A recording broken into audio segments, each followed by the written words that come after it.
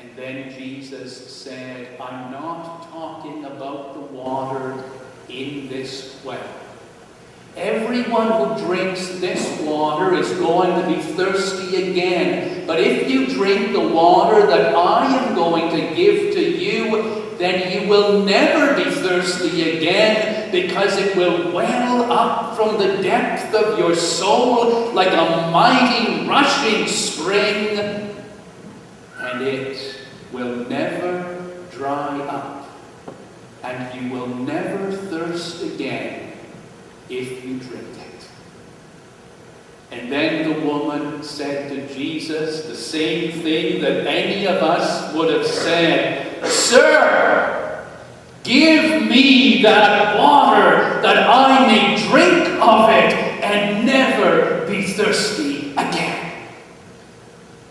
And she knew what Jesus was talking about. It's not as if she imagined there was some kind of magical water that would quench her physical thirst. The idea of living water was already well established amongst both Jews and Samaritans. They already knew that the living water was the truth of God that sustained humanity and would never run out. And she wanted it because she was thirsty.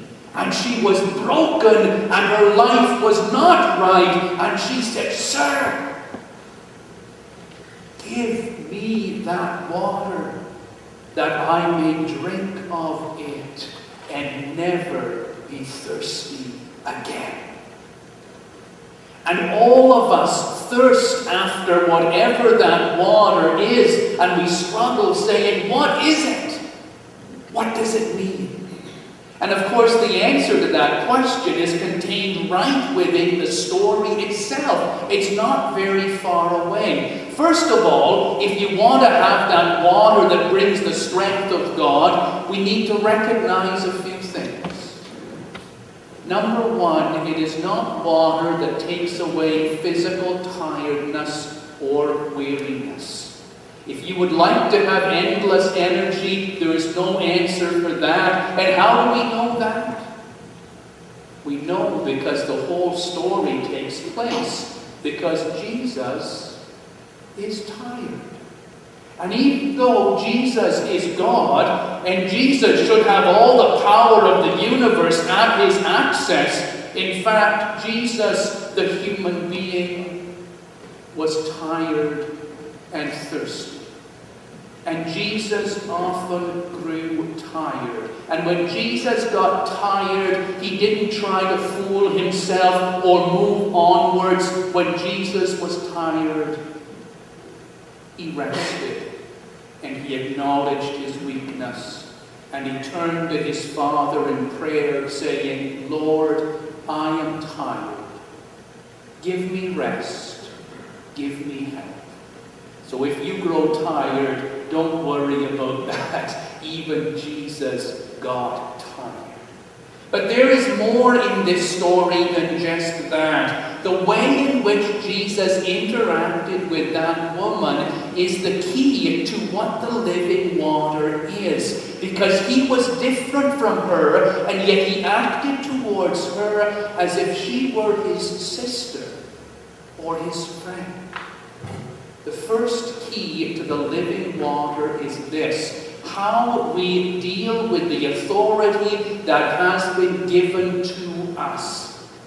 It is so tempting that when we humans have any kind of authority, we use it to its fullest to rule over the people around us in judgment, enjoying that feeling that we are more powerful than they are. That was certainly the case with the Pharisees and the scribes in the time of Jesus. They loved the fact that they had a little bit of power. And I'm sure that you've all had to deal with people in your daily lives who somehow have been given a little bit of power, and they just love to have that power. Sometimes a store clerk, when you want to purchase something, and they have authority. Sometimes a governmental official, when you're trying to get some kind of papers, and you can see as they sit behind their desk, they just love that feeling that they have authority over you for these few moments. If you do that, if you enjoy authority like that, if you enjoy the taste of ruling over another human being because for a moment you have been elevated above them, you think you are satisfying some thirst, but in fact you are destroying yourself and making yourself permanently thirsty. When Jesus had authority, he pushed it aside. As Paul says, he has emptied himself of all the power in the universe. And all that is left in Jesus is love.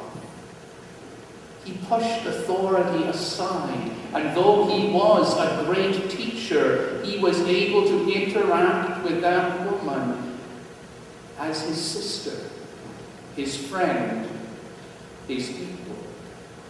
If you want to satisfy your thirst, you make sure you interact with all the people around you as equals, because in the sight of God, they are.